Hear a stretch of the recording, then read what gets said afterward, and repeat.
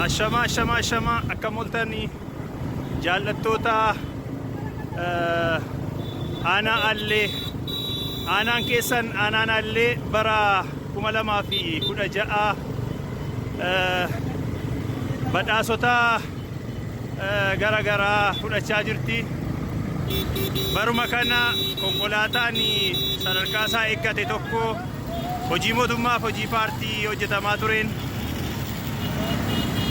akka Oromiyaatti sadarkaadhaan ba'uurraa kan ka'e badhaasa fudhattee jirti.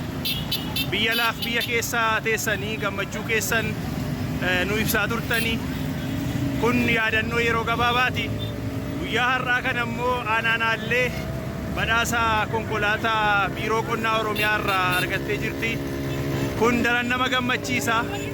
Akka Oromiyaatti hojii inisheetiivii mootummaa baala shaayee milkeessuudhaan sadarkaa Oromiyaatti tokkoffaa bahuudhaan badhaasa konkolaataa argattee jirti.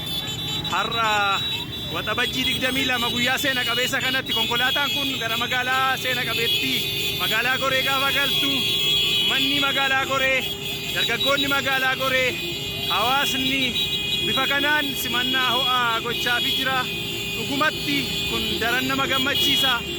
Aalleen hangafa Finfinnee turte garuu waggootaaf booddeetti dagatamtee kan turte yoo ta'u guyyaa ammaa immoo kunoo barri jijjiiramee seenaan haara'ee egaa konkolaataa simachaa jirra.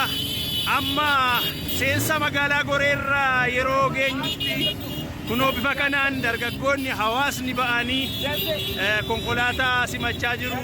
Baga gammaddanii baga gammanne jiraattonni aanaallee akkasuma dinqifattoonni aanaallee baga gammaddan biyya keessa kan jirtanu biyya alaa kan jirtanu kongiraa yooyya Finfinnee Goree hangafa Finfinnee magaalaan Goree bakka faashistiin Xaaliyaan itti injifatamteedha.